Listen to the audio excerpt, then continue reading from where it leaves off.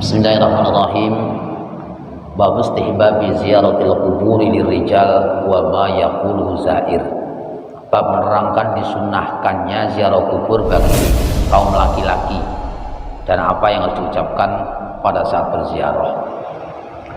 Dalam judul ini memang ada spesifikasi lirijal, artinya untuk kaum laki-laki, karena yang ziarah kubur untuk wanita itu memang ada perselisihan pendapat antara ulama. Ada yang mengatakan makruh bagi seorang perempuan untuk berziarah kubur secara bebas. Cuman di antara ulama-ulama yang mengatakan makruh ini, sebagian ada yang mengecualikan. Pengecualinya itu kuburul anbiya, kuburan para nabi, wal auliya, kuburan para wali, wassolihin, dan para orang-orang solih atau ulama. Ini yang mengatakan makruh, tetap ada pengecualian itu. Tapi salah satu ulama Syafi'i, Imam Rawyani, itu juga mempersoalkan masalah itu. Jika seorang wanita tetap dianjurkan berziarah kubur ke makam aulia, ke makam sholihin, tentunya lebih tepat ketika kita juga termasuk pengecualian. Itu tuh ketika seorang wanita juga berziarah ke keluarganya atau orang tuanya. Itu tentunya juga termasuk bagian daripada pengecualian. Nah, hukum disunahkannya bagi perempuan untuk melakukan ziarah kubur ke tempat-tempat tertentu tadi, tentunya ketika amal fitnah.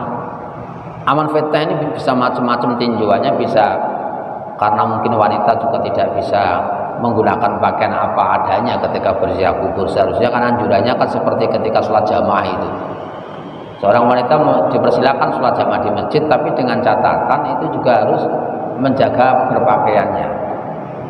Kalau gini kita samakan dengan tradisi Arab yang plek di Arab, sampai muncul pelarangan beberapa kelompok wanita untuk melakukan berziarah itu karena orang-orang Arab tempo dulu ketika yang berziarah para wanita, dia akan meratap-ratap di makam. Meratap-ratap di makam ini termasuk yang dikhawatirkan oleh syariat. Kenapa ziarah itu tidak diperkenankan bagi seorang wanita? Karena kelembutan hati wanita ini sehingga tidak mampu menahan ratapan ketika berziarah ke makam keluarganya.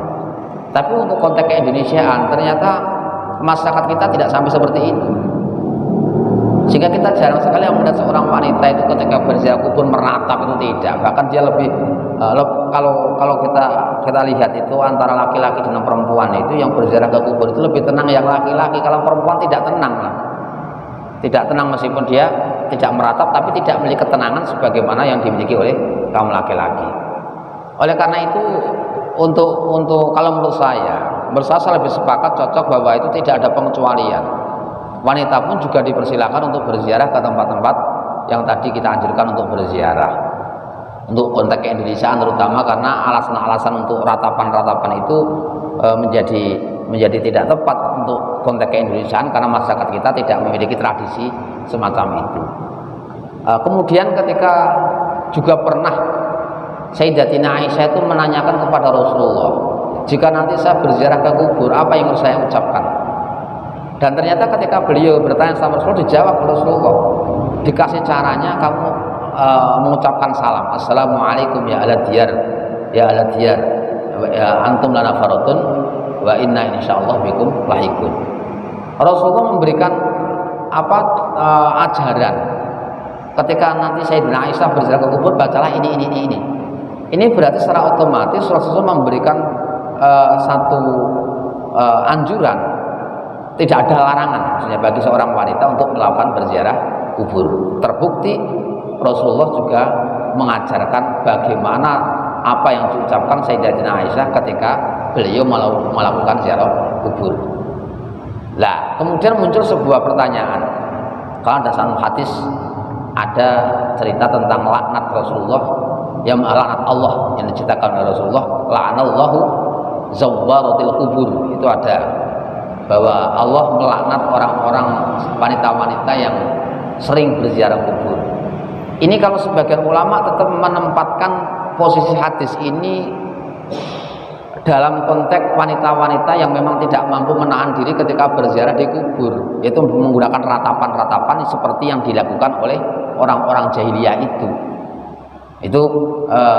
Ini ya juga disinggung di dalam karya beliau sebagai Ali Maksum di kitab Ahlussunnah wal Jamaah. Beliau itu menyinggung tentang masalah ini. Wa an Buraidah radhiyallahu anhu qala Rasulullah sallallahu alaihi wasallam kuntu nahaitukum an ziyaratil kubur fazuruha. Dimulai dari hadis pertama riwayat Buraidah radhiyallahu anhu, beliau berkata bahwa Rasulullah sallallahu alaihi wasallam bersabda, kuntu nahaitukum an ziyaratil kubur. Aku pernah melarang kalian melakukan ziarah kubur. Bahasanya menggunakan fi'il madhi atau kata kerja yang menunjukkan zaman yang telah lewat. Kuntu nahaitukum an ziyaratil kubur. Aku pernah melarang kalian semua untuk melakukan ziarah kubur. Kalau dalam beberapa tafsir hadis itu sering disebutkan karena li'annahum qaribu ahdin bil jahiliyah. Karena orang-orang Arab pada saat itu masih sangat dekat sekali dengan masa jahiliyah, sehingga tradisi-tradisi jahiliyah belum bisa dihilangkan ketika mereka berziarah kubur, termasuk mengucapkan kata-kata yang buruk ketika dia tidak sepakat atau mengucapkan kata-kata yang tidak dirintai oleh syariat. Jadi ini perlu kajian awak itu juga. Kadang-kadang terutama posisi tukang duduk kubur nih kalau iku nak omong ora pesak karepe dhewe iku malah gak oleh kadang mangke iki. Enak ora oleh sing ngomongane api-api juga gelem duduk kuburan iki sebenarnya.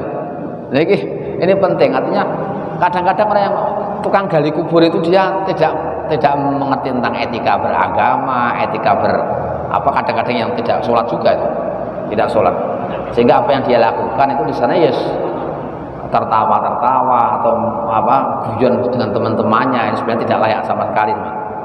Neng ketika tidak ada mereka, orang-orang yang khusyuk tidak mau ziarah, tidak mau menggali kubur, ini jadi masalah sebenarnya. Kudune sing duduk kuburan ya wong sing khusyuk barang niku wae. Iku sekutune kiai ini barang duduk kuburan sing kuat. Artinya perlu ada edukasi bahwa masyarakat kita yang melakukan penggalian kubur itu perlu kita edukasi agar mereka juga melakukan adab tata krama dalam menggali kubur. Tidak perlu mereka mengucapkan kata-kata kotor atau guyonan yang tidak semestinya, cukup berzikir.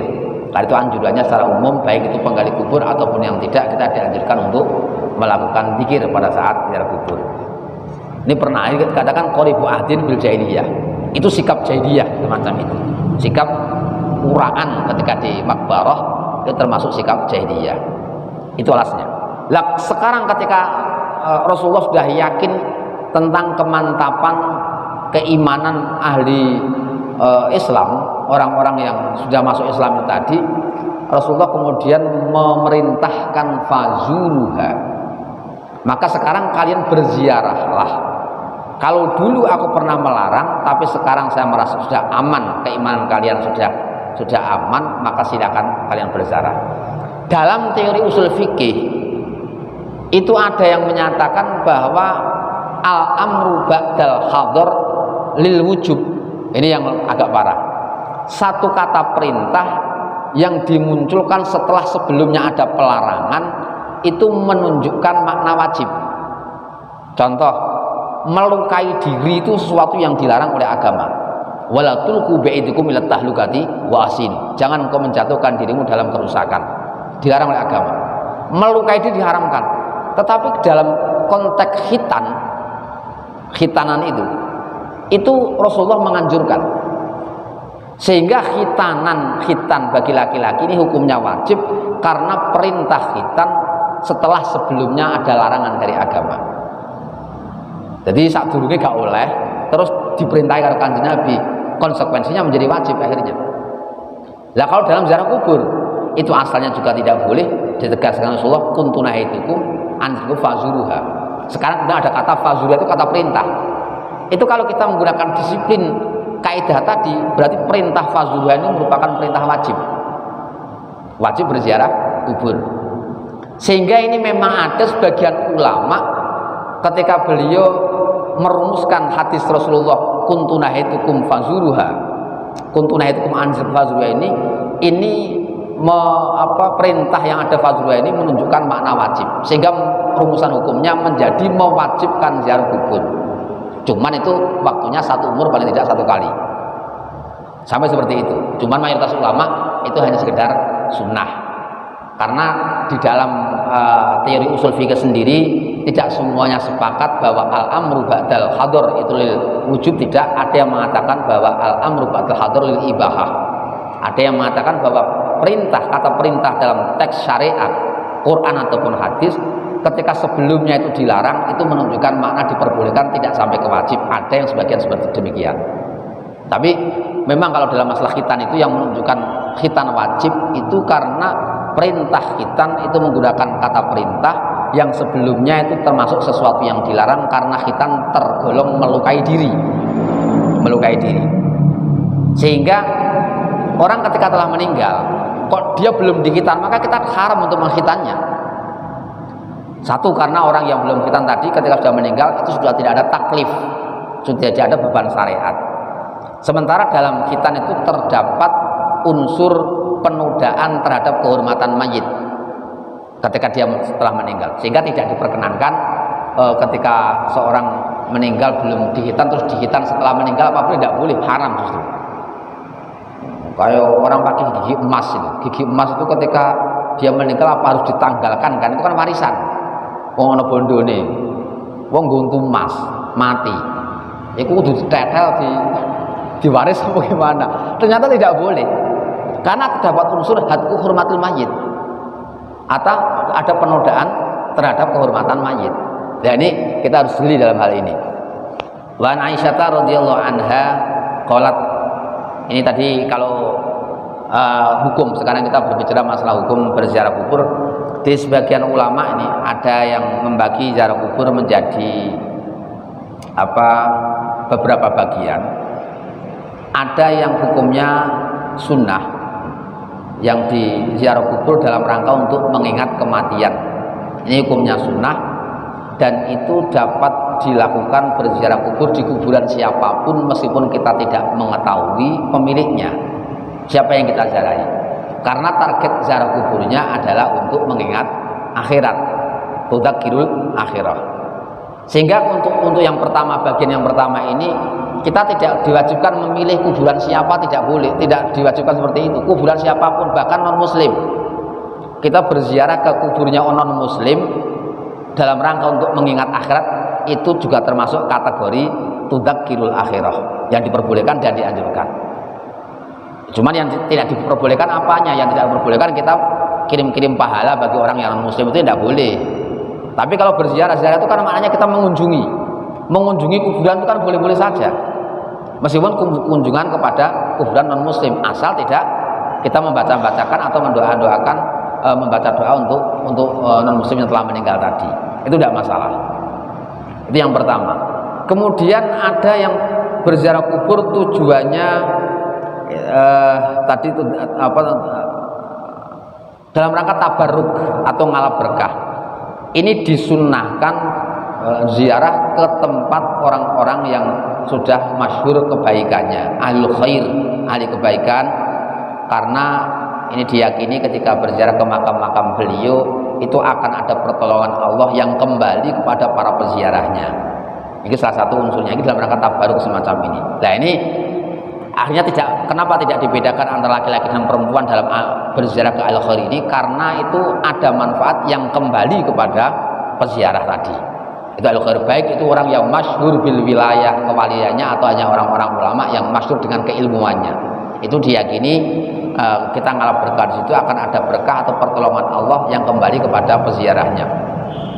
Ada lagi ziarah yang karena apa? Dikarenakan untuk memenuhi hak saudara atau keluarga, seperti orang tua atau saudaranya. Ini juga sangat dianjurkan sekali. Ada satu hadis yang diriwayatkan Abu Nuaim, itu meriwayatkan man zara qabra walidayhi au ahadahuma yaumal jum'ati kana kahajjatin. Barang siapa yang menziarahi orang tuanya atau salah satu di antara kedua orang tuanya pada hari Jumat, maka sama dengan pahalanya haji. Iki mumpung meh bodho iki jenengan biasane kok nak sing ado-ado mbah iki. Sampeyan kajine sadurunge bodho iki iso kaji nih.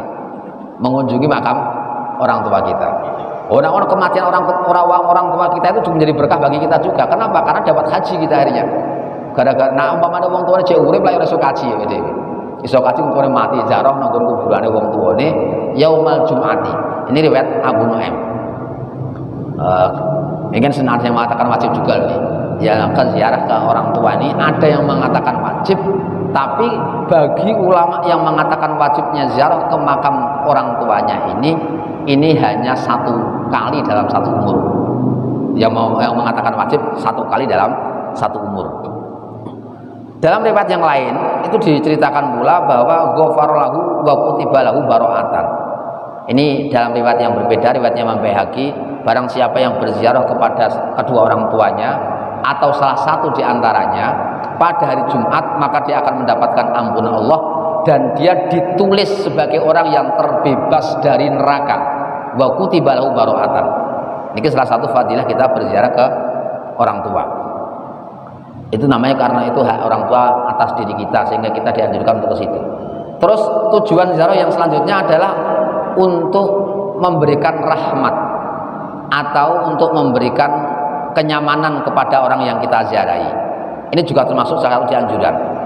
Karena ada hadis sahabat Anas itu yang menceritakan ma yakunul mayyit fi qabri idza ra'a man kana yuhibbu fid dunya ila akhir tadi, bahwa barang siapa yang mayit, seorang mayit ketika dikuburnya dan dia melihat ada orang yang menziarahinya dan orang tersebut orang yang dicintai oleh mayit tersebut, maka ini akan terdapat kegembiraan yang didapatkan oleh si mayit. Meskipun itu buatan sedulure nggih, kanca rakyat cedhak dan dia mungkin terdapat hubungan khusus ketika masih hidup, sehingga ketika dia melihat dia akan merasa senang, itu maka ini dianjurkan kita menziarahinya karena akan memberikan rasa nyaman kepada orang yang kita ziarahi. Ta'annusan lil mayyit, rahmatan wa ta'annusan, untuk memberikan rahmat dan sekaligus agar memberikan rasa nyaman kepada mayit. Ini sampai adab-adab berziarah kan disinggung oleh para ulama. Orang kalau ada yang menyampaikan demikian. Ini kalau tidak keliru saya lihat di kitabnya Imam Suyuti di Syarh Sudur.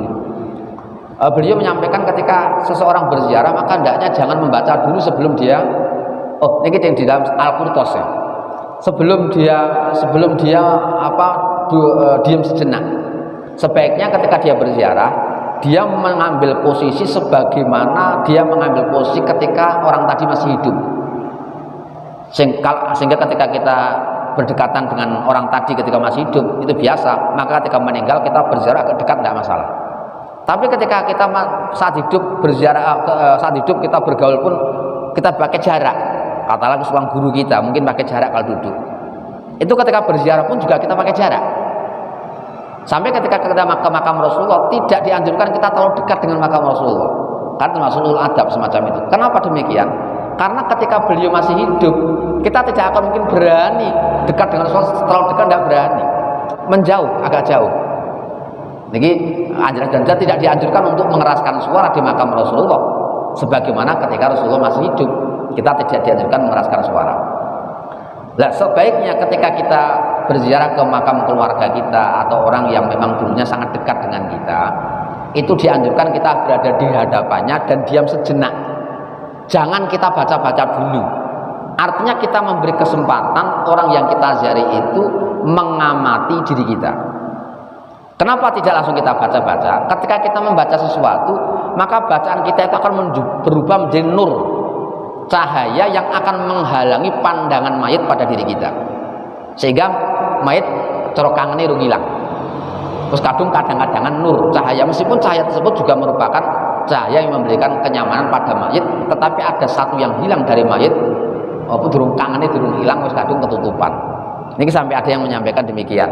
Jadi kalau berziarah kita coba nanti diam sejenak, biar kita beri kesempatan orang tua kita atau keluarga kita mengamati diri kita. Setelah itu kira-kira pirang menit kita mulai baca-baca.